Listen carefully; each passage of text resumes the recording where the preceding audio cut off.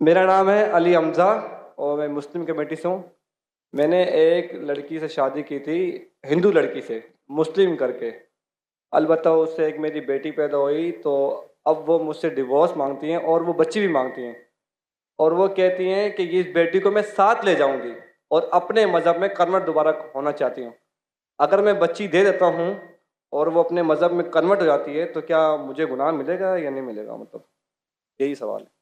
भाई साहब ने पूछा कि मैंने एक हिंदू लड़की से शादी की, फिर कहा कि शादी करने के पहले कन्वर्ट कर लिया। ये कहा कि बच्ची पैदा हो गया, अभी डिवोर्स चाहती है 1 साल बाद, और वो मेरी बच्ची को लेके आना चाहती, तो मैं क्या, इसकी जिम्मेदारी मेरी है?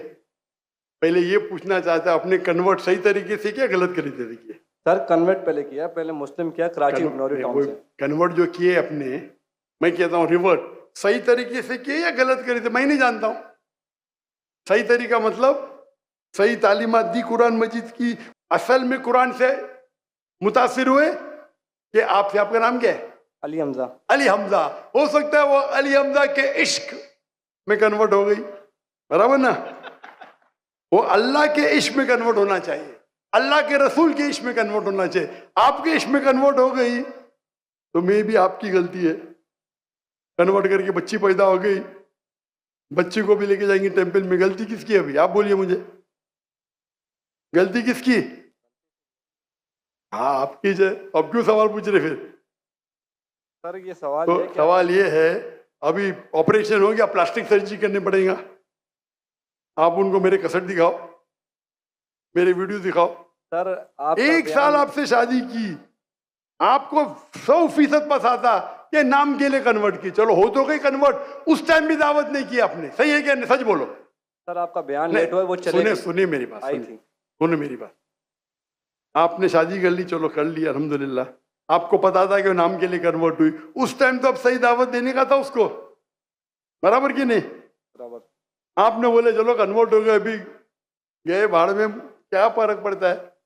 यानी आपने सूरे अल असर के 3रे पार्ट को वतवासौ बिल हक पे अमल नहीं किया, बराबर? बराबर।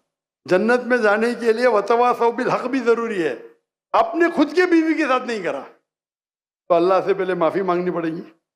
अभी प्लास्टिक सर्जरी करो, आप समझे ना?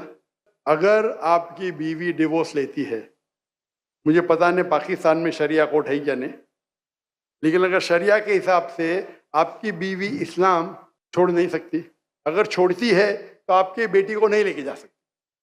अगर वो मुस्लिम होती थी तो काजी फैसला करेगा बच्ची की उम्र क्या है, किसके हक में जाएंगे, लेकिन कोई भी काजी इस्लामिक कोर्ट में एक मुस्लिम लड़की को गैर मुस्लिम मर्द या औरत के पास नहीं भेज सकते। लेकिन सर कोर्ट तो उसके हक में फैसला कर रहा ना। हाँ कोर्ट, पाकिस्तान का कोर्ट, पाकिस्तान का कोर्ट। मैं समझा पाकिस्तान तो शरीयत को फॉलो करती है। नहीं मैं समझा, ऐसा नहीं। नहीं मैं समझा। मलेशिया में माशाल्लाह, मलेशिया बहुत से केसेस होते, अगर कोई मुस्लिम बोला मुझे गैर मुस्लिम बनने का, नॉट अलाउड, अलाउड ही नहीं है। क्या बोलेंगे?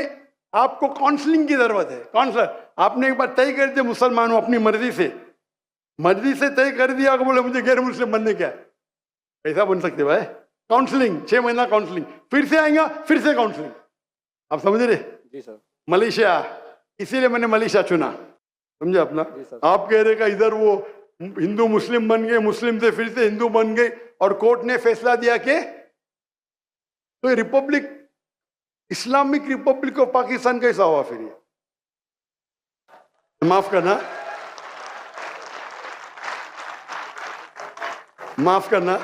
मैं मेहमान हूं गवर्नमेंट का। अगर मेहमान हूं तो हिदायत तो देना चाहिए ना, नहीं तो अल्लाह ताला बोलेंगे मेहमान बना दिया लेकिन हिदायत नहीं दी। कुछ हिदायत होती है अकेला देना, जो मैं मिल चुका हूं माशाअल्लाह, अकेला दे चुका हूं, अकेले में बेस्ट है। पब्लिक में सवाल है, बोलना ही पड़ेगा।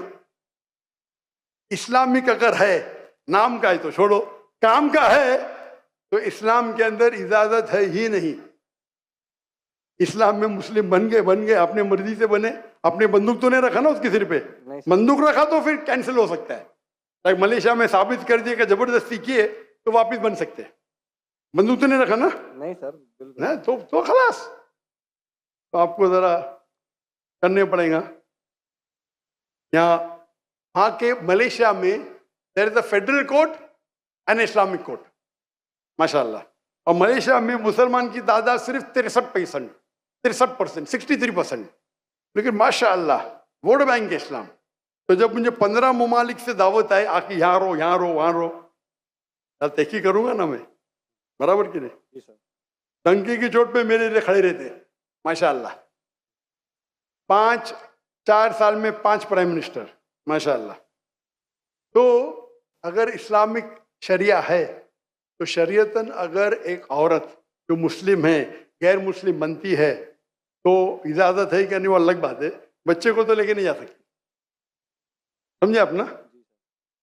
यहाँ कुछ होंगे ना हायर कोर्ट, आपके लॉयर शायद स्ट्रांग नहीं होंगे, एक अच्छा इस्लामिक लॉयर करो, मैं भी लॉयर हूँ, मैं इस्लाम का लॉयर हूँ, समझे ना? जी सर।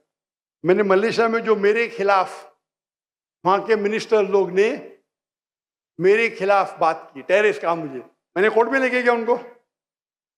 1.52 मिलियन रिंगिट यानी $320,000 मिले मुझे। अदल मिनिस्टर, मैं तो आम इंसान हूँ, जी सर। समझे ना? जी सर। मैंने सू कर दिया उनको, कैसा मुझे मेरे खिलाफ बात कर रहे हैं आप, डिफेमेशन केस। अल्हम्दुलिल्लाह आप भी अच्छे लॉयर करो, मैं तो मेरे लॉयर अच्छे थे लेकिन मैं खुद मेरी माशाल्लाह कोर्ट के अंदर में खुद मेरे लॉयर बोलते माशाल्लाह आपने क्या बात की, हमको तो बात करने की जरूरत ही नहीं पड़ी। पहली बार कोर्ट में मैंने बात किया, कमाई मिली $320,000। आप कन्वर्ट करो जरा कितना होगा, 10 करोड़ रुपया, 10 करोड़ रुपया मिला। सारे पैसे मैं डोनेट कर दिया फलस्तीन की कॉज के लिए, सारे पैसे। दुआ करता हूँ कि आपका हलो, दुआ करता हूँ कि अल्लाह ताला आपकी मदद करे, आपके और आपके बीवी को हिदायत दे ताकि सही रास्ते पे आ सके।